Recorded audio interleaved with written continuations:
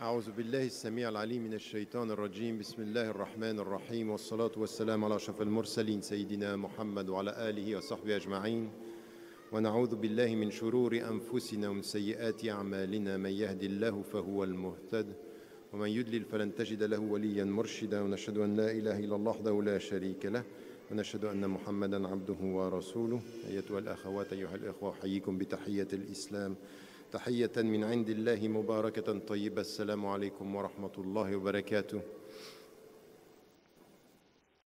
J'aimerais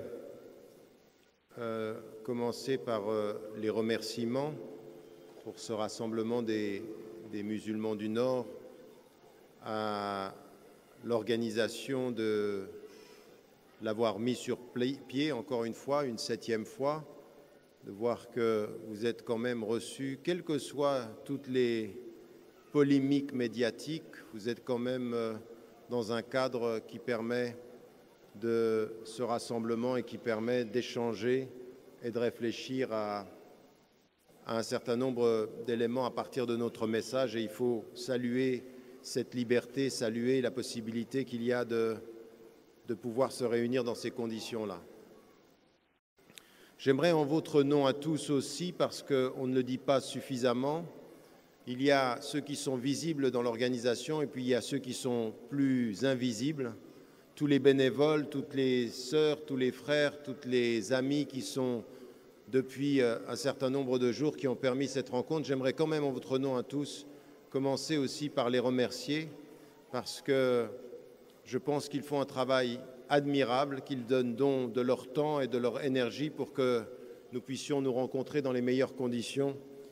Donc nous demandons à Dieu de les récompenser pour ce travail et de notre côté, nous les remercions de leur engagement aussi. Alors, avant d'arriver, ça commence à devenir une espèce de routine dans un certain nombre de villes en France. De nouveau une controverse, de nouveau des propos assez étonnants, où j'ai appris par médias interposés que Madame Martine Aubry était choquée de ma présence ici avec Cheikh Sultan, qui est ici aussi avec nous. Et moi, je suis choqué qu'elle le soit, choquée. Et je sais bien qu'à l'heure qu'il est aujourd'hui en France, pour pouvoir soit se positionner dans un avenir politique, soit trouver une certaine popularité, il est devenu d'usage de tenir des propos qui sont soit sur des personnes, soit sur la religion musulmane, des propos qui sont à la limite de la stigmatisation perpétuelle. On le sait, on l'entend, malheureusement, le propos concernant le vivre ensemble et concernant notre relation et concernant même la place de l'islam en France, de cette religion qui est une religion française avec des citoyens qui sont des citoyens français, eh bien, la stigmatisation et la critique, ça vous donne un potentiel électoral et ça vous donne en même temps un potentiel médiatique. Comme si, pour pouvoir soit intégrer le gouvernement, soit se positionner dans le débat politique, plus on stigmatise, plus on a des propos qui sont à la limite du dénigrement, plus la popularité augmente apparemment. Apparemment. Le Front National a fait son commerce de cette affaire. La droite n'est pas loin de lui emboîter le pas et la gauche n'est pas loin d'emboîter le pas à la droite qui emboîte le pas à l'extrême droite en termes de discours. Et aujourd'hui, ce que j'aimerais dire comme réponse à ce que j'ai entendu, c'est que j'ai eu l'occasion de rencontrer le père de Madame Martine Aubry. J'étais dans la Commission européenne qui parlait du projet des civilisations et de donner une âme à l'Europe. Et dans le fait de donner une âme à l'Europe, il y avait trois choses. Reconnaître la diversité du passé avec la présence de l'islam, du judaïsme, du christianisme. Il y avait le fait de trouver les moyens de vivre ensemble dans les sociétés européennes et de se projeter vers l'avenir. Et il y avait l'idée d'une politique qui était une politique déterminée et courageuse sur le vivre ensemble.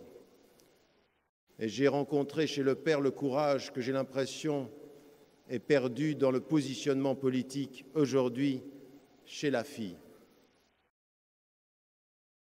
Et j'aimerais aujourd'hui prendre date. Ce discours sur l'islam et la stigmatisation des personnes, il faudra un jour ou l'autre que ça cesse. Et ça cessera parce que les voix de la présence française des citoyens de confession musulmane va aujourd'hui se faire entendre, elle va se faire entendre de plus en plus sur le plan social, sur le plan civil et sur le plan politique. Et si on ne sait pas respecter par principe, il va bientôt falloir respecter par enjeu politique. Et c'est l'avenir de ce pays qui est en jeu.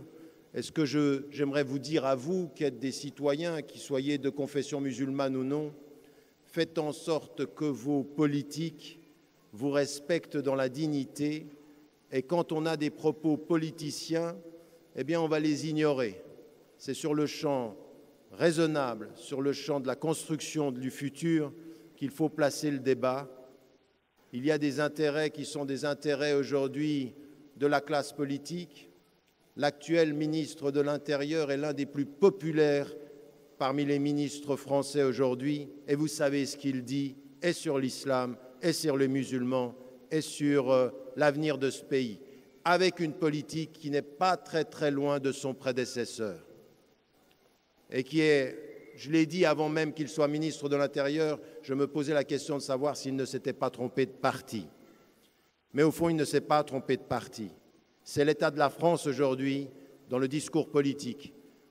Attendre des politiciens en France qu'ils soient plus courageux, qu'ils déterminent un vivre ensemble, qu'ils déterminent le respect de cette religion qui est une religion française.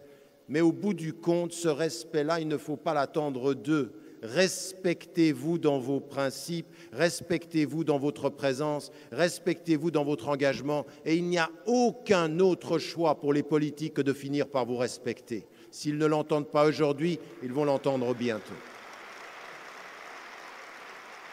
Le travail commence par se respecter et de ne jamais, au nom de pratiques politiciennes, admettre et compromettre nos principes, notre éthique, notre présence en France. La France reconnaît la liberté de conscience et la liberté de culte. C'est le principe fondateur. Et à ceux qui aujourd'hui ne le reconnaissent pas, c'est eux aujourd'hui qui vont à l'encontre de l'âme de l'Europe. C'est eux aujourd'hui qui travaillent contre l'âme de l'Europe. Et nous devons réconcilier l'Europe avec cette âme du pluralisme, du respect et de la reconnaissance. Et c'est dans ce cadre-là que j'aimerais inscrire cette réflexion sur le retour à l'exemplarité du prophète, et essayer avec vous de réfléchir à ce retour sur sa vie et quels sont les enseignements que nous pouvons retirer pour aujourd'hui. Parce que ce qui est important, c'est qu'on s'aperçoit, ça vous a été répété souvent, le verset vous a été répété souvent, quand il vous est dit dans le Coran, laqad kana lakum fi rasulillahi uswatun hasana, dans le meilleur exemple qui est l'exemplarité du prophète, du messager, il y a en fait une vie. Et ce qui est intéressant dans la vie, par différenciation avec les versets coraniques ou par différenciation avec les traditions prophétiques qui sont ce qu'il a dit, fait ou approuvé, là vous avez une vie, et la vie, elle a cette particularité de mettre en situation le prophète par rapport à divers éléments de la vie. La simplicité des principes de l'islam avec la complexité de l'univers dans lequel il se trouve. Parmi les siens rejetés, dans l'exil, puis ensuite revenant et construisant et constituant une société, un cadre dans Médine, puis revenant dans son pays. Tout ça, il faut l'analyser et comprendre ce qu'on disait. Il dit de lui-même, Il dit de lui-même quant à sa mission, « Innama bu'ithtu liutammima makarim al-akhlaq » Je n'ai été envoyé que pour parfaire le bon comportement. Et quand on demande à sa femme qui est dans son intimité, qui sait ce qu'il est dans son intimité, et qu'on lui demande qui était-il, elle dit, regardez le terme, et il revient, kana khuluquhul Qur'an, c'est-à-dire son caractère, c'était la traduction des principes de l'islam dans la vie. Il est le vivant du texte, il est le texte qui se traduit. Avec une chose qui est importante, il est le vivant du texte qui se traduit, mais le texte dit de lui, tu n'es qu'un être humain. Ana basharum mithlukum, je ne suis qu'un être humain. Donc le texte qui est le texte révélé dit du prophète sallam qu'on va voir la traduction humaine avec les limites de ce qu'un être humain peut faire et l'excellence de ce que le messager peut montrer. Et à partir de ça, comment il faut faire?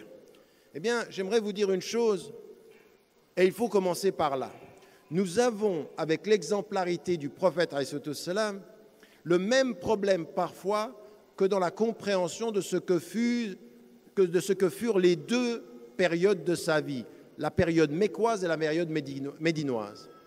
Et ici, dans cette salle, nous revenons en arrière et nous avons des lectures qui sont différentes.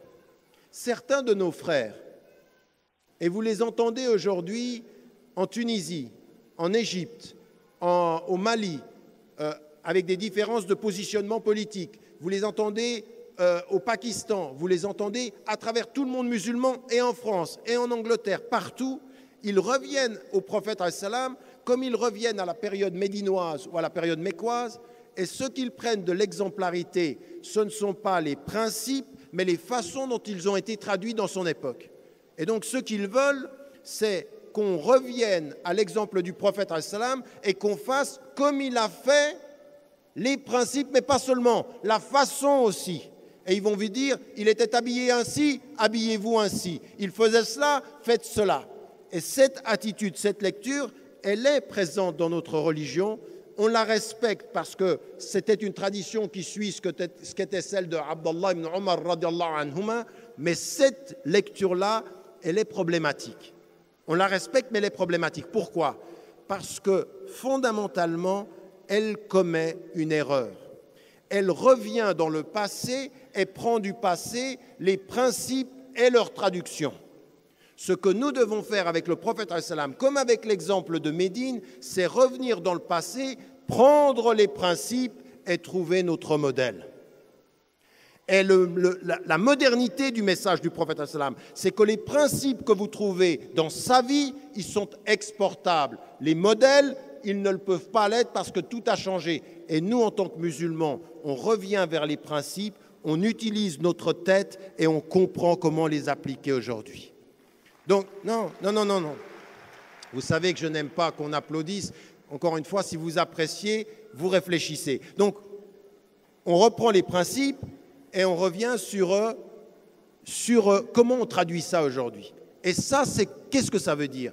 Quand le prophète, il dit aux musulmans, et quand le Coran nous dit, c'est le Khatem al-Anbiya, c'est le dernier des prophètes, mais il nous dit, lui, sur ce qui va venir par la suite, Inna Allah yab'athu li hadhihi al-umma ala ra'si kulli mi'atin sana man yujaddidu laha dinaha. Ça veut dire quoi? Il va envoyer chaque 100 ans un groupe de personnes ou une personne qui va renouveler. Qu'est-ce qu'il veut dire? Renouveler pour cette religion, sa religion, pour cette communauté, sa religion. Qu'est-ce qu'il veut dire? Il veut dire, les principes vont rester les mêmes, mais il va envoyer des gens qui vont nous aider à comprendre les principes, à faire une nouvelle lecture pour le nouveau contexte. Et donc le prophète sallam nous parle aujourd'hui si nous avons l'intelligence de comprendre ces principes et de comprendre notre époque. Comment on traduit ceci aujourd'hui? Ça demande la médiation de nos intelligences. Toute personne qui suit le prophète sallam sans comprendre et sans intelligence peut traduire le message du prophète sallam. Parce que le vrai message du prophète sallam, c'est que vous ne le suivrez que si vous réfléchissez. Le suivre sans réfléchir, c'est le trahir. Suivre en comprenant, c'est le respecter. Et ça, c'est le début de chacun d'entre nous dans cette salle. Qu'est-ce que je peux comprendre des principes de sa vie pour pouvoir en faire les principes de la mienne? Donc, Le suivre ici, ce n'est pas le suivre du muqallid, c'est-à-dire de l'imitateur, c'est le suivre de ce que Omar ibn al-Khattab a dit, celui qui comprend. Et il a répété, el-fahm, el-fahm, el-fahm. Soyez des êtres de connaissance, min al-ulama, ou soyez des gens min ahl al-ilm, ou talab al-ilm, c'est-à-dire tullab al-ilm, c'est-à-dire ceux qui cherchent le savoir. Mais dans la vie, avec ce savoir, il faut et-tadbir, c'est-à-dire l'application et la compréhension de ce qu'on est en train de dire. Donc ça, c'est une dimension de ce qu'on doit essayer de comprendre. Alors, on n'a pas beaucoup de temps, mais on essaie d'extraire des principes. Et le premier des principes que l'on a, quand on en vient à ceci, mais j'aimerais bien que vous compreniez une chose. On dit les musulmans, on dit les communautés musulmanes ou la communauté musulmane. Il faut bien qu'on se mette d'accord. Regardez bien ce qui se passe aujourd'hui dans le monde musulman. Regardez bien ce qui peut se passer jusqu'en France. Il faut qu'on prenne ce que je viens de dire très sérieusement. Nous n'avons pas les mêmes lectures des textes. Nous n'avons pas les mêmes compréhensions de ce que c'est que notre référence islamique. Et aujourd'hui, à l'intérieur du monde musulman, des courants sont en train de se disputer sur le référentiel musulman. Comment on le lit? Et vous avez aujourd'hui des courants qui hier ne faisaient pas de politique, qui entrent en politique et qui veulent une application et une compréhension de l'islam, non pas simplement sur les principes, mais sur l'imitation réduite. Sans histoire, ils veulent qu'on revienne à une époque où l'histoire, le passé, serait à dupliquer aujourd'hui. Cette interprétation de l'islam, elle est problématique. On peut la respecter pour un individu, mais quand elle veut s'imposer à une société, elle nous fait régresser. Nous n'avons pas, avec cette lecture, les moyens de faire face à l'époque contemporaine. Ça, il faut qu'on soit conscient de ça, parce que nous, en tant que musulmans, si on veut être cohérent avec ceci, il faut qu'on établisse ce débat interne avec ces forces-là. Et il faut aussi qu'on les confronte.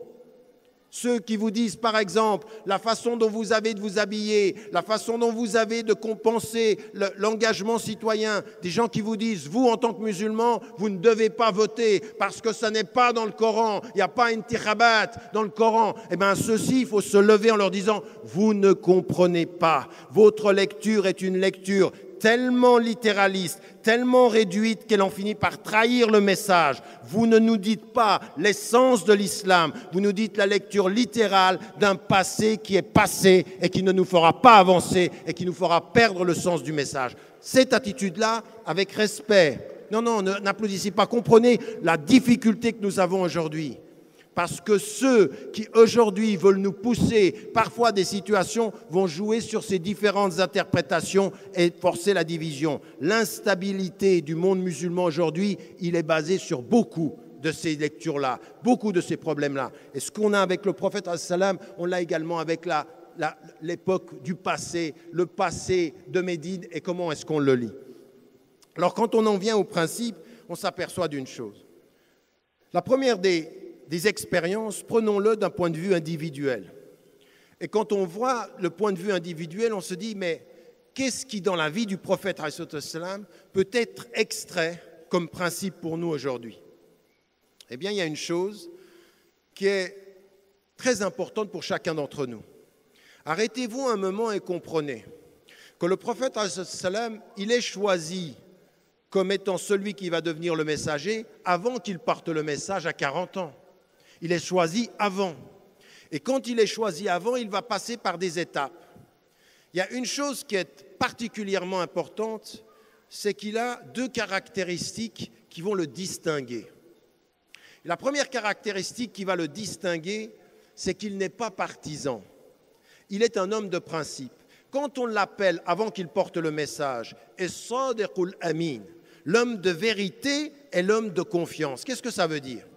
Ça veut dire quoi, quelqu'un de confiance? Quelqu'un de confiance, ça veut dire, quelle que soit ta relation avec les gens, ce qui va faire ta relation avec moi, c'est tes principes, pas tes alliances. C'est ça, un être de confiance. Un être de confiance, c'est je te donne un dépôt, quelle que soit ta relation, ce dépôt, tu me le rends. Mais pourquoi?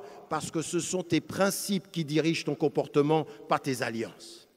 Et un être de confiance et un être de véracité, qu'est-ce que c'est? C'est quelqu'un qui s'en tient à ce qu'il dit. C'est-à-dire qu'aujourd'hui, dans le monde politique, dans le monde des alliances, même dans le monde de nos organisations musulmanes, à des moments donnés, notre appartenance à une organisation peut nous pousser à donner, à donner le privilège à notre organisation sur la parole de vérité. Le prophète, avant d'avoir le message, il a les deux qualités qui vont lui donner tout son sens au message. Il n'est pas partisan d'un camp, il est partisan de ses principes. Et Sadiqul Amin. Ça, c'est une chose qu'il faut qu'on développe. C'est-à-dire les meilleures relations qu'on peut avoir avec ses amis, les meilleures relations qu'on peut avoir avec ses ennemis, la meilleure réponse qu'on peut avoir par rapport à un maire qui est élu, à une femme ou à un homme qui est élu, ce n'est pas qu'on soit partisan, c'est qu'en face de lui, on soit des êtres de principe. Vous êtes avec nous dans les principes, on est avec vous. Mais si vous ne respectez pas les principes, nous, on reste liés aux principes. Nous ne sommes pas partisans d'un individu ou d'une tendance. Ça, c'est un premier élément. Et la deuxième des choses, c'est que le prophète, il a ses principes, sa perception, c'est sa vie extérieure. Mais dans sa vie intérieure, le prophète, il est en quête. Il cherche ce qui est vrai. Et qu'est-ce qu'il fait? Il est, lui, dans ses principes et par rapport à sa société, dans le jugement. Mais dans quel type de jugement? Dans la quête de ce qui est juste. Et quand il a 35 ans, il commence à s'éloigner de sa société. Pourquoi? Parce que ce qu'il voit dans sa société ne lui convient pas. Ça ne correspond pas à sa paix intérieure. Il est en quête de paix intérieure. Il a des principes devant les hommes et un souci de paix intérieure vis-à-vis de lui-même. Il cherche quelque chose qui sera salamatin nafs, qui va revenir dans le Coran, ya ayyatuhan nafsul mutma'inna, celle qui va gérer, qui va dépasser inna nafs la ammaratum bis-sou, ce nafs qui est lié à quelque chose qui peut être la tendance vers le mal, et bien ces principes vont l'amener, parce qu'il est comme ça avec ses principes, à chercher la vérité. 2013, vous vivez ici au nord de la France. Et ce qui vous est dit, c'est la même chose. Marcher sur les traces du prophète, c'est comprendre ces deux principes-là. C'est-à-dire, est-ce que vous êtes, est-ce que dans votre vie, vous comprenez ce qu'il a fait? Il a regardé autour de lui et il n'était pas satisfait. Il voyait bien que la façon dont ils adoraient les idoles ne le convenait pas. La façon dont ils étaient liés à des clans ne lui convenait pas. La façon dont ils étaient liés au pouvoir ne lui convenait pas. Il s'est éloigné de tout ceci. Il est parti dans le symbole et dans la forme, dans une grotte. Il s'isolait et il méditait. Il cherchait le sens.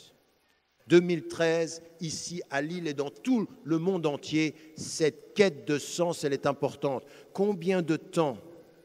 Parce que finalement, l'une des réalités dans laquelle nous sommes, c'est que quand vous êtes dans une société, la société dans son nombre, la société dans ses modes est toujours plus forte que le comportement individuel. Si vous vous laissez aller à imiter les gens, parce qu'au bout du compte, vous finirez toujours par imiter quelqu'un. Toujours. Vous êtes toujours pris dans l'imitation. Alors vous pouvez imiter les gens dans leur superficialité et vous pouvez imiter le prophète dans sa profondeur. Vous allez finalement l'imiter, lui, ou imiter ceux qui vivent à la surface. Vous avez à chercher cette quête-là, à la vivre. Et le premier principe de la vie du prophète, c'est « Éloignez-vous des hommes pour vous réconcilier avec votre cœur ». Faites un travail qui est « Est-ce que ce qu'ils font correspond à ce que je suis ? Et qui suis-je dans ce qu'ils font ?» Et le prophète, c'est lui retirer. Et il s'est retiré pour chercher, et Allah lui a répondu. En d'autres termes, viens proche de ton cœur, tu trouveras la réponse du Créateur. Proche de ton cœur, la réponse du Créateur, c'est tellement vrai que vous connaissez le verset qui dit c'est-à-dire que sachez que Dieu, la connaissance de Dieu se place entre l'homme et son cœur, qui est un verset tellement important dans ce retrait. Premier principe, savoir et chercher à se réconcilier avec soi-même. Pourquoi? Parce que fondamentalement, toute la vie du prophète, elle sera liée à cette expérience-là. Votre force parmi les hommes, elle vient de votre force vis-à-vis de vous-même. Votre force par rapport à toutes les forces extérieures, elles viennent de ça. C'est la dimension de ce que l'on a aussi vu dans la dimension de l'arbre. Cette dimension de la profondeur, elle vient de ce premier principe. Le prophète, pour pouvoir avoir cette force-là, il va passer par cette dimension. La deuxième des choses, vous aurez remarqué une chose, c'est que dans la vie du prophète, il a toute cette dimension du principe de quelqu'un qui cherche. Mais ça demande à chacun d'entre nous ici de bien comprendre ce qu'on est en train de dire. Est-ce que dans votre vie quotidienne, vous participez et vous êtes des êtres de principe? Vous approchez de As-Sidq et vous comprenez ce que c'est que Al-Amin et Al-Amana quand on vous donne des dépôts. Même dans ce qu'on vous dit, la distinction du musulman, elle doit être celle-ci, elle doit être éthique, elle doit être de principe. Et puis ensuite, la quête personnelle, prendre du temps. Vous savez pourquoi vous jeûnez un mois par année? Vous ne jeûnez pas un mois par année pour vous empêcher de manger et de boire. Vous jeûnez un mois par année pour vivre comme le prophète l'expérience de la grotte. Votre grotte à vous, c'est un mois par année. La grotte du prophète, elle est dans votre vie inscrite un mois par année. Retire-toi, reviens à ton cœur, éloigne-toi. Quand il mange, tu ne manges pas. Quand il boive, tu ne bois pas. Quand il s'oublie, tu ne t'oublies pas. Quand il dorme, tu pries. Ta grotte. Là, tu vas chercher la liberté. Là, tu vas chercher la force. Ça, c'est l'exemple. Mais maintenant, nous, on a fait de la grotte du mois du Ramadan. Là, enfin, c'est plus tellement une grotte. C'est une grotte et à la sortie de la grotte, il y a un festin. C'est une grotte où souvent, tu dors pendant le jour et tu festoies pendant la nuit. C'est une grotte colonisée. C'est une grotte de consommation. Ce n'est pas ça qui est demandé. Notre grotte, elle est là. Cette cave, el Hira, dans notre vie, ça doit être ça. Deuxième des choses, vous allez remarquer, dès qu'il reçoit la révélation, il va encore ajouter, parce que la révélation le lui dit, une dimension qui est un principe dans sa vie. Tous les êtres qui sont autour de vous, tous les êtres qui sont de votre famille, que ce soit votre maman qui est partie ou votre papa qui n'est plus là, que ce soit votre oncle qui vous protège ou que ce soit vos enfants que vous avez, dans toutes les situations, vous êtes un être de principe en société, vous êtes un être d'amour en privé. Vous êtes un être d'amour en privé. Le premier geste du prophète, quand il va vers Khadija, comme principe, ça veut dire quoi quand il revient? Quand Allah l'appelle, Iqra bismi rabbik, et qu'il va vers sa femme, ça veut lui dire quoi? Qu'est-ce que ça veut dire ce geste? Ça veut dire je t'aime, aide-moi. Ça veut dire je t'aime. Quand il voit Zammelouni, ça veut dire je t'aime, j'ai confiance en toi. C'est ça que ça veut dire. Il y a des gestes, vous ne l'avez pas dit, mais on a entendu. Quand vous venez à la maison, que vous offrez des fleurs à votre épouse ou que vous faites un cadeau, vous n'avez pas dit je t'aime, mais le cadeau c'est je t'aime. Il y a des mots qu'on entend, des sens qu'on entend qui ne sont pas dits. Le prophète dans sa vie, dans l'intimité, c'est que de l'amour. Quand il jeûne dans sa grotte, quand il jeûne, Aïcha radiallahu anha dit, il était un être de douceur et de tendresse. Partout où il est dans sa intimité, et il dit même dans la foi, dites à ceux que vous aimez, dites-leur que vous les aimez. Aux frères, il faut dire, uhibbuka fillah. Il faut être l'expression. Mais ça, c'est un principe de vie. C'est un principe de vie. Et je sais que dans certaines de nos cultures d'origine, on ne le dit pas, on ne l'exprime pas. Vous savez, on est aujourd'hui mais c'est très important le tactile.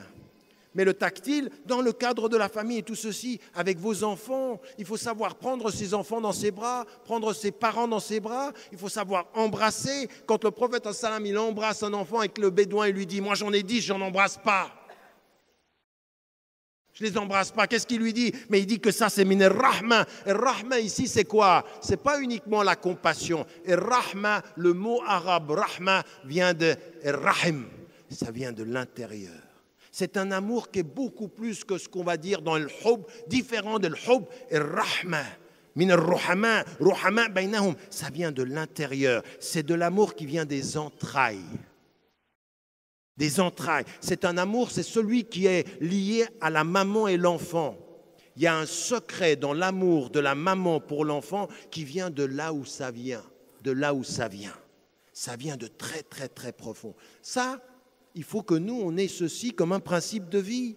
C'est-à-dire, il a ses principes et il exprime son amour. Et il exprime son amour pour sa fille, Fatima al-Zahra. Il exprime tout ceci tout le temps, avec tous ceux qui sont autour de lui. Qu'est-ce qu'ils sentent? Le messager est un messager d'amour. Et c'est un principe de vie. Vous savez pourquoi on parle de ça? Pourquoi est-ce qu'on parle dans cette quête spirituelle? Il s'isole, il cherche, il est dans la spiritualité, il essaye de voir le sens, la paix du cœur, et en même temps il exprime l'amour à l'extérieur. Pourquoi? Parce qu'en fait, la solitude intérieure avec Dieu va être le miroir de l'amour avec Dieu et les hommes. Seul pour soi avec Dieu et plein d'amour avec les autres avec Dieu. L'amour, c'est le miroir de cette solitude avec les hommes. C'est comme ça qu'on doit être, c'est comme ça qu'on doit les servir. Et ça, c'est un des principes de la vie du prophète, alayhi wassalam. Et il faut le nourrir aujourd'hui. Pourquoi? Parce qu'en fait, contrairement à ce que l'on croit, plus on est dans cette expérience-là, plus on est fort. En fait, l'amour dans la foi, ça donne de la force. Et la solitude avec Dieu, ça donne de la force aussi. Mais quelle force? On parle de quelle force ici? On parle de la force spirituelle. On parle de la force de la conviction. Et pourquoi on en a besoin? Parce qu'on a une mission. Et cette mission d'être fort, ce n'est pas pour prendre le pouvoir. Nous avons le devoir d'être fort. Et comme le dit le prophète al-Salam, le musulman fort est meilleur auprès de Dieu que le musulman faible. Mais pourquoi? Pour prendre le pouvoir? Non. Pour servir les hommes. Nous avons l'obligation d'une force de conviction pour servir l'humanité, non pas pour prendre le pouvoir. Notre force, elle a un objectif, c'est servir tous les êtres humains et lutter contre l'injustice et lutter contre l'oppression. Nous avons un devoir de force spirituelle pour servir. Et le prophète al-Salam, il l'a dès le départ dans sa vie. C'est tellement vrai que qu'est-ce qui va nous donner? Quel est le troisième volet de la force? 1, cette quête. 2, cet amour. Le troisième volet de la force, et vous le savez tous, eh bien c'est l'éducation. Et le prophète al-Salam, lui, il était, et comme un des miracles de l'expérience du prophète al-Salam, c'est que lui, il était illettré. Il reçoit en tant qu'homme, il est illettré, et tout ce que le message lui dit, c'est l'éducation. Et Rab, Dieu, le miséricordieux, il lui dit, tout sera dans l'éducation. Et vous vous apercevrez que l'un des principes, c'est que le Coran est le livre de l'éducation de l'illettré. Il ne peut pas le dire par lui-même et le Coran vient lui enseigner. En fait, c'est ce que vous avez dans le Coran. Le Coran, qu'est-ce qu'il est dit? Ar-Rahman, allama al-Qur'an, khalaqa al-insan, allamahu al-bayan. À qui? Au début, à qui? Le premier à qui il fait ceci, c'est qui? C'est le prophète al-Salam. À tel point que l'illettré, que celui qui n'a pas fait d'études, va avoir au niveau de la langue arabe ce qu'on va appeler jawami' al-kalim. C'est-à-dire, il dit peu de mots, mais ce qu'il dit, c'est très profond. Qu'est-ce que c'est ça? Ça, c'est de l'éducation. Un être éduqué dans sa langue n'a pas besoin de parler beaucoup pour dire du très profond. Il parle peu, mais il dit beaucoup. Ça vient de l'éducation. Et ça, c'est sa force. Quand le prophète alayhi salam s'exprimait, il avait une force de conviction. Il avait les mots pour le dire. Il avait l'éducation spirituelle pour faire comprendre. Il avait l'attention de ceux qui le suivent, de ses compagnons. Ça veut dire que pour nous aujourd'hui, si on suit le prophète alayhi salam, on va valoriser toute cette dimension de l'éducation comme un principe. C'est ça, suivre le prophète alayhi salam. Tu veux suivre le prophète alayhi salam, éduque-toi, apprends les langues, les gens, le service, tout ce qui peut être constitutif de la personnalité. Ça, c'est le troisième axe du pouvoir que l'on a directement lié au prophète alayhi salam. Mais ce n'est pas fini. D'où vous vient la force en société? Et vous savez, quand vous lisez le Coran et vous voyez comment était le prophète alayhi salam, vous allez comprendre une chose qui est très très importante. À un moment donné, il reçoit la révélation et les riches viennent vers lui, il lui dit « Mais qu'est-ce que tu veux ? Tu veux de l'argent, on va te donner de l'argent. Tu veux le pouvoir, on va te donner du pouvoir. Tu veux des femmes, on va te donner des femmes. Ce que tu veux, on te le donne. » Et lui, il leur répond à partir de ce qu'il va lui être dit dans le Coran.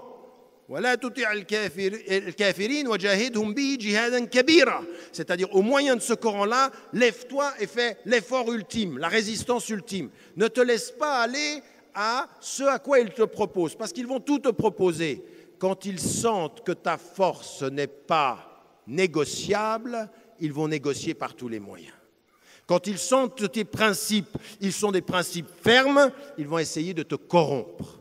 Ils vont essayer de tourner autour de tes faiblesses. Quand ils sentent ta force, ils cherchent ta faiblesse. Quand ils sentent qui tu peux être, ils vont essayer de t'attirer. Raison pour laquelle Allah a dit au prophète « Walaoula en thabbatnaka » si on ne t'avait pas affermi. Comment ? Par cette force-là. 1, la quête personnelle. 2, tes principes et l'amour de gens qui t'aiment. Khadija, radiallahu anha, elle va jouer exactement le rôle de ce qu'il y a dans le Coran. Hunna libasun lakum wa antum libasun lahun. C'est-à-dire, elle va le protéger. Ça, c'est ta force. Cet amour-là, c'est ta force. Deuxième, ton éducation, la capacité du Coran à pouvoir el bayan, c'est-à-dire tu vas pouvoir t'exprimer avec cette force-là. Mais la quatrième des choses, elle va te venir de là où ceux qui ont le pouvoir ne savent pas que tu as du pouvoir. Il vient d'où ? Il vient d'où ce quatrième élément ? Et ça, c'est un principe. Vous voulez aujourd'hui en France être une communauté de citoyens qui montrez votre pouvoir de principe, votre pouvoir éthique, ça sera de vous occuper de ceux qui n'ont pas de pouvoir.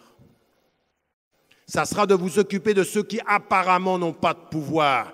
Kalla bal la tukrimuna al-yatim wa la tahoudu ala at-ta'am al-miskin. C'est ce qui est dit dès le début de la révélation. C'est sa relation aux pauvres. C'est sa relation à ceux que la société ne voit plus. Ça, c'est son pouvoir. Son pouvoir, ça n'est pas le pouvoir de ceux qui ont du pouvoir, c'est le pouvoir de ceux qui apparemment n'ont pas de pouvoir. Et ils vont se moquer de lui, ils vont dire « Regarde qui te suit, regarde quels sont ces pauvres qui te suivent. » Et pourtant, c'est ça son pouvoir. Parce que le pouvoir de ceux qui n'ont pas de pouvoir, c'est qu'ils veulent, eux, changer le pouvoir pour le meilleur et pour plus de justice. C'est ça, d'abord, leur engagement. Et le souci du pauvre sera essentiel. La mosquée du prophète, salam, des pauvres. Le Coran, des pauvres. Et il est dit ceci, que votre foi, elle est liée à votre amour du pauvre. La force du prophète, salam, c'est son souci de ceux qui n'ont apparemment rien.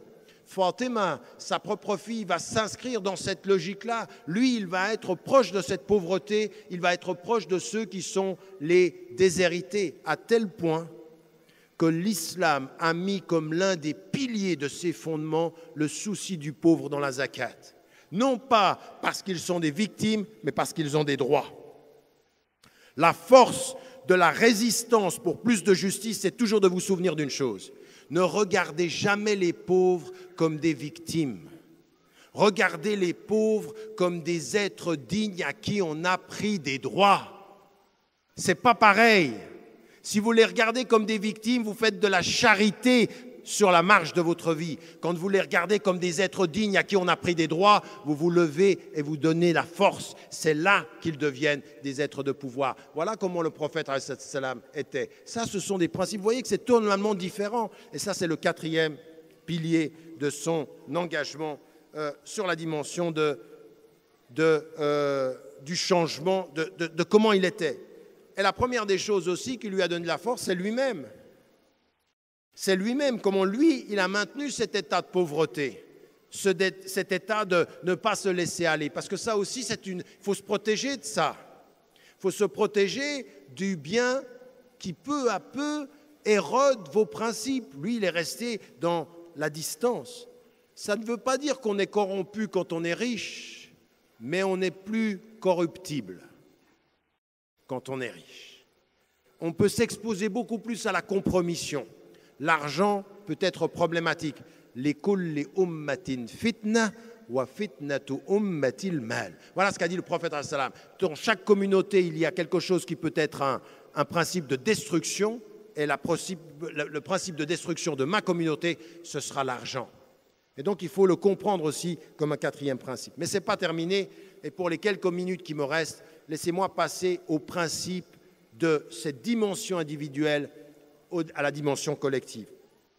Et ça, c'est aussi déterminant pour nous. On suit le prophète alayhi salam et on regarde comment il était avec autrui. Et ce qu'il était avec autrui, c'est que le prophète alayhi salam, il avait une chose, exigeant avec lui-même et respectueux d'autrui, respectueux des autres. Alors on le sait, il est respectueux des juifs, il est respectueux des chrétiens, il est respectueux des autres tribus qui sont des tribus païennes, à partir du moment où ils ne l'attaquent pas et à partir du moment où eux-mêmes ont des principes. Vous nous attaquez, on résiste, mais vous nous respectez, on vous respecte. Aux Juifs de Najran, il les prend et il accepte qu'ils puissent prier et qu'ils puissent les recevoir dans sa mosquée. À ceux qui sont les Juifs qui sont de ces tribus, il les protège pour ceux qui ne sont pas en guerre avec lui. Quant à ceux qui le trahissent, il leur résiste. Mais il fait la différence.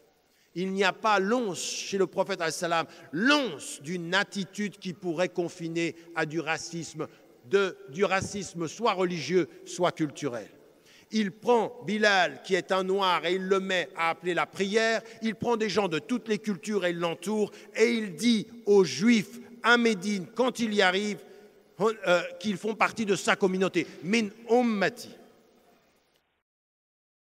Faites attention à ce qu'ils sont de ma communauté. Lahum malana wa alayhim ma alayna. Ils ont les mêmes droits et les mêmes principes. Donc ces histoires que nous aurions des tendances dans certaines lectures du Coran à accepter un antisémitisme, comme certains le disent aux États-Unis, il faut absolument que sur cet exemple-là, nous disions « ça n'est pas vrai ». Il n'y a rien d'acceptable dans aucun sens dans la relation à autrui, si ce n'est la dimension de respect. Et le verset que l'on rappelle tout le temps, et qui est l'attitude que le prophète a toujours eue, c'est ceci, « Ya ayyuhan nas, inna khalaqnakum min dhakarin wa untha, wa ja'alnakum shu'uban wa qaba'ila li ta'arafu » Et ce qu'il faut ajouter, « Inna akramakum indallahi atqakum » Le principe premier de notre distinction, c'est notre conscience intérieure. Et j'ai bien aimé quand dans une discussion avec le cheikh Raïsouni, il mettait en évidence, il y a eu un débat entre des savants dans une des discussions qu'on a eues autour de l'éthique où il disait et taqwa, ça peut être la conscience avec Dieu, mais ça peut être aussi la conscience, c'est-à-dire la conscience intime, comment on perçoit les choses, comment est-ce qu'on est lié à nos principes et qu'on est lié à notre conscience. Eh bien, ce que nous dit ce verset, c'est que nous sommes dans la diversité pour nous connaître les uns les autres. Et le prophète, c'était ceci. Vous, aujourd'hui, vous êtes en France et ce principe-là, il faut qu'il soit fondamental. Fondamental. Aujourd'hui, dans vos familles, on commence par vous-même, dans vos cœurs, dans vos familles, dans votre communauté, dans votre société, vous êtes des agents du respect de la diversité. Ça ne sert à rien de demander à Martine Aubry ou de demander au président de la République ou de demander à l'Occident respecter la diversité si nous, on ne commence pas, 1, dans nos cœurs, 2, dans nos intelligences, 3, dans nos familles, 4, dans nos communautés, 5, dans notre société, à dire avec force, vous nous trouverez debout avec nos principes, comme il a été dit tout à l'heure, avec notre éducation, avec notre souci des pauvres, en face de toute tentation raciste, en face de toute tentation sectaire, en face de tout communautarisme qui mettrait ma communauté contre les autres sans principe. Je suis avec les miens quand ils sont dans le juste, je serai contre les miens s'ils sont dans le mal, et je serai avec tous ceux des autres communautés qui seront dans le bien, et je serai contre ceux des autres communautés qui seront dans le mal, parce que ceux qui se font de mon appartenance, ce sont mes principes, ma dignité et mon rapport à la justice. Donc cette dimension, il faut qu'elle soit extrêmement claire. Le prophète, c'est ça qu'il nous dit, c'est ça qu'il nous enseigne et c'est ça qu'il faut rester. Donc cette dimension du respect. L'autre élément que je voulais mettre en évidence et qu'on ne met pas suffisamment en évidence dans la vie du prophète, comprenez-le bien. Quand vous vous promenez, certains des jeunes musulmans, à des moments donnés, ils se disent c'est trop difficile de vivre en France, c'est trop difficile de vivre en Occident. Et souvent, ils vous disent quoi? Ils vous disent j'ai envie de rentrer dans un pays majoritairement musulman parce que là-bas, au moins, on entend le adhan. Et c'est vrai, qu'à période régulière, j'arrive là, maintenant j'étais au Maroc, j'arrive du Maroc. Et en arrivant, c'est vrai, vous entendez, il y a quelque chose dans l'air du temps, dans l'air de l'espace, quand vous entendez ceci. Maintenant, il se trouve qu'avec vos ordinateurs, vous pouvez faire en sorte que ça, dans votre maison, ça, vous faites rien, ça vient tout seul. Votre ordinateur, ça peut être le adhan à la maison. Vous pouvez faire ça. Ce n'est pas à l'extérieur, mais j'aimerais vous dire une chose. Qu'est-ce qu'il y a dans le adhan de tout à fait singulier? C'est le rappel du sens. On sent que le rapport à Dieu, il est là. Mais il y a quelque chose aussi de fondamentalement beau. J'aimerais vous dire une chose. C'est que dans la façon dont le prophète était avec sa communauté, il y avait un profond respect, mais il y avait toujours le souci de la beauté et du bien-être. Et ça, il faut vraiment que vous le compreniez en France. Vous n'êtes pas destinés, Français de confession musulmane, à être en France et à vous sentir mal. À dire, c'était bien là-bas, je pars au bled. Ou alors te dire, je ne comprends plus là-bas et j'arrive plus ici, donc je ne sais plus où aller. Et on finit à Dubaï.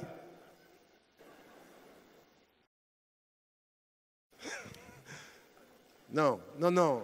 Ce qu'il faut, c'est qu'on prenne vraiment ceci au sérieux. Le prophète alayhi salam détestait ceux qui faisaient usage de la langue dans l'injustice. Ceux qui étaient des poètes contre lui. Ceux-là, ils comprenaient leur pouvoir.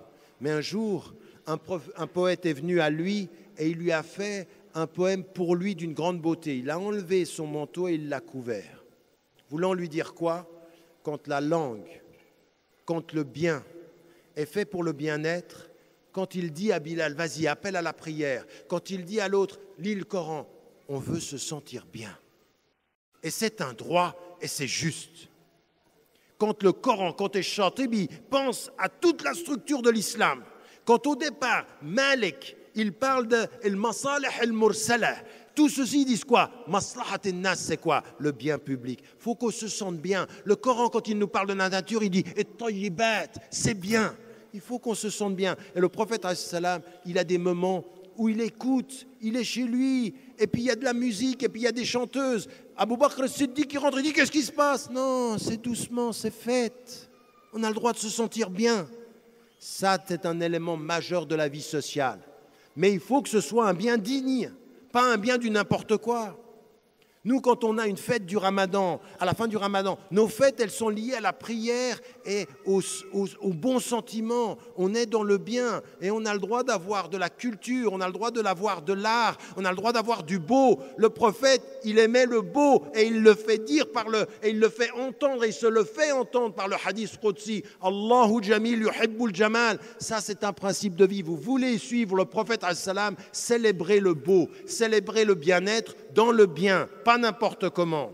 Pas comme un samedi soir où on s'éclate, mais comme un samedi soir où l'on s'apaise, où on peut avoir un moment d'animation, où on se sent bien. Le prophète as-salam, il dit et il arrive chez les Ansar et il demande à propos d'un mariage, est-ce que vous avez envoyé les deux chanteuses parce que les Ansar aiment ça? Qu'est-ce qu'il veut dire par là? Ils sont musulmans, mais ils aiment ça. Et ça, c'est pas anti-islamique, c'est bien, faites-le. Sentez-vous bien. Faites en sorte que votre vie soit des moments de bien. Par le beau, ça peut être dans le rapport à la nature, dans le rapport à la littérature. Il faut qu'on comprenne que l'exemple du prophète, ce n'est pas un corps de principes secs, durs, rigides. C'est la simplicité dans le bien-être. C'est des principes qu'il faut que l'on développe et qu'il faut que l'on mette en évidence. C'est mon dernier point, parce qu'on m'écrit merci de conclure. Donc c'est mon dernier point que je vais aborder maintenant. C'est le suivant. Le prophète as-salam, dans sa vie publique, il avait un souci. Et ce souci, il était double. Et il va avoir deux volets. Très rapidement, il faut qu'on l'entende. Il lui est dit à un moment donné, vous savez qu'ils sont allés à Badr et qu'ils ont gagné, puis qu'ils allaient commencer Ghazwat Uhud. Et le prophète as-salam, il était de l'opinion qu'il fallait rester à l'intérieur. Et ceux qui n'avaient pas participé à Badr, qui étaient des jeunes, qui n'avaient pas d'expérience, et certains d'entre eux, ils voulaient gagner, avoir la même récompense de ceux de Badr. Et ils ont dit, il faut qu'on sorte.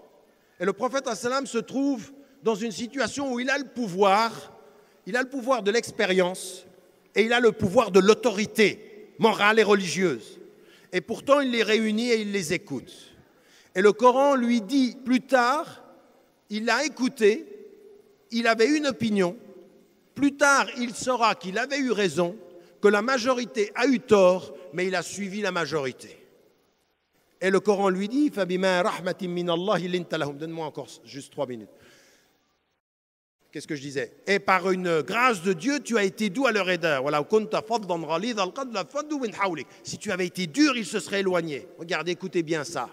Parce que tout ce qu'il a reçu comme force de l'éducation, il va y avoir une consultation, il va écouter. Et ça, c'est le prophète, et c'est très important. Il y a 2 choses qui sont importantes dans son rapport au pouvoir. 1, il discute. 2, il écoute. Et 3, qui est important, c'est que la parole des jeunes est importante pour lui. Le prophète, reçoit la révélation, il a 40 ans. Ceux qui sont autour de lui sont très jeunes. Et que la communauté des musulmans français, des Français musulmans, est une communauté très jeune. Et que ceux qui sont d'entre vous ici, si vous suivez le prophète, très bien. Merci, masha'Allah. On m'a rajouté 3 minutes. Comme quoi, il faut toujours négocier. C'est notre culture d'origine. Bref. Ça aussi, c'est pas mal, il faut le garder. Nous, on négocie beaucoup avec le temps. Bref, ce que je voulais dire, c'est qu'il va écouter les jeunes, même Oussama, il va lui donner à l'âge de 20 ans, il va lui donner la direction, et il fait confiance, c'est-à-dire il est le prophète, il donne la possibilité à ceux qui sont autour de lui de se dépasser, de prouver qu'ils peuvent faire. Voilà le prophète. Et quand on le suit, on veut ça. On comprend que ça, c'est important, qu'il faut qu'on puisse avoir cette capacité à nous dépasser, cette capacité à prouver, cette capacité à être consulté, à donner son opinion. Qui suit le prophète sur le plan individuel ou sur le plan collectif est un être qui systématiquement écoute et consulte. Premier élément à la maison. Avec sa femme ou avec son mari, avec ses enfants, on consulte, on discute, on gère la parole. Chacun a le droit de donner son opinion. Comment voulez-vous qu'on soit des sociétés de liberté si à la maison on ne s'écoute pas librement? Si à la maison on n'a pas de liberté d'expression, où est-ce qu'on va l'avoir? Si on ne sait plus se dire à la maison, eh bien le prophète il avait ceci. Il va consulter Khadija, il va consulter Salama, il va consulter Aïcha, il les consulte et il écoute. C'est pas je te consulte, fais ce que je veux, comme certains frères. Je t'ai écouté maintenant, bon, laisse-moi, je réfléchis. Ou alors rien, ou alors il n'y a rien. Et puis les femmes peuvent aussi faire la même chose, parce que là elles étaient contentes, mais les femmes peuvent aussi faire la même chose, soit avec leur mari, soit avec leurs enfants. Nous avons un manque dans la façon dont nous suivons le prophète. Donc la consultation est importante, elle fait partie de cette éducation et de ce respect. Et la dernière des choses, ne l'oubliez pas, l'un des grands exemples du prophète, c'est celui-ci. C'est qu'il avait cette douceur, il avait cet amour, il avait cette écoute, il avait cette consultation, il avait des principes dans sa vie individuelle et des principes dans sa vie collective. Mais il y a une chose qui était le plus important, c'est que dès le début, quand Allah subhanahu wa ta'ala l'appelle, il lui dit une chose. Tu vas appeler à la paix, tu vas appeler à l'amour, tu vas appeler à la vérité et tu vas avoir des ennemis. Tu vas avoir les riches, tu vas avoir les autres communautés, tu vas avoir des gens de ta propre famille. Et ce qui est le plus important, il faut que tu sois doux avec les doux, il faut que tu sois amoureux avec les amoureux, mais il faut que tu sois courageux vis-à-vis des ennemis. Et ça, c'est le dernier principe auquel il faut que vous soyez invités. Vous êtes en France, et tout ce qu'on a dit tout à l'heure, qu'est-ce que c'est? On peut vous attaquer chaque jour aujourd'hui, beaucoup plus qu'avant. Ceux qui sont là, il y en a parmi vous, ils sont là, ils font un travail islamique depuis pratiquement 2 générations, 40 ans, 30 ans. Mais on a vu comment c'est monté, comment on nous attaque de plus en plus, et tout le temps, et de plus en plus. Chaque jour, il y a quelque chose. Chaque 6 mois, il y a une controverse. Qu'est-ce que c'est ça? Qu'est-ce que ça demande de nous? De suivre le prophète dans quoi? La sagesse de l'isolement et le courage de la présence. être courageux. On ne va pas se laisser faire. On ne va pas laisser notre religion disparaître. Vous voulez agir à la disparition de l'islam? Jamais. Vous pourrez faire disparaître quelques musulmans dans leur compromis, mais l'islam ne disparaîtra pas. Pourquoi? Parce qu'à l'exemple du prophète, elle est fondée sur des principes qui ne disparaîtront pas. L'islam ne disparaîtra pas de la société française. Quel que soit... Non. Quels que soient les représentants que vous voulez leur donner, quels que soient ceux que vous choisissez pour eux, choisissez, nous choisirons. Mais ce que nous choisirons restera, ce que vous choisirez passera. Ça, c'est une dimension qu'il faut garder claire. Le courage verbal, dites ce que vous pensez. Le courage social, faites ce que vous devez. Le courage politique, exprimez vos opinions, vous en avez parfaitement le droit. Toute personne qui vous dit « il ne faut pas faire de politique », cherchez quelle politique il veut. Moi, ça me fait rire. Il y en a qui disent « il ne faut pas faire de politique ». J'ai même entendu des gens qui vous disent « ne vous exprimez pas sur la Palestine, ne vous exprimez pas ». Et on nous amène des représentants qui sont liés à l'une des organisations françaises qui est la plus politique qui soit, avec le CRIF, qui prend des positions sur la Palestine qui sont absolument indéfendables. Comment peut-on, quand des Palestiniens, des civils, 1400 sont tués à Gaza, justifier l'intervention israélienne? Comment peut-on aujourd'hui dire ça, c'est pas politique, c'est juste une position? Attendez, ça, il n'y a rien de plus politique. Et à ceci, il faut que nous répondions, nous avons des principes, nous avons du courage et nous ne nous laisserons pas faire. Non pas en tant que musulmans, mais en tant que Français. Et en tant que Français de confession musulmane, nous devons avoir le courage de nos opinions. Alors, pour résumer, de l'isolement qui vous donne du sens, à l'affection et l'attention de votre famille, à l'éducation qui vous donne du pouvoir, à la solidarité qui vous donne de la force, vous ajoutez cette dimension du respect d'autrui, de la consultation et de l'amour du beau, et vous devenez un être de courage et vous dites « Atawakkalu ala Allah, wassalamu alaikum wa rahmatullah ».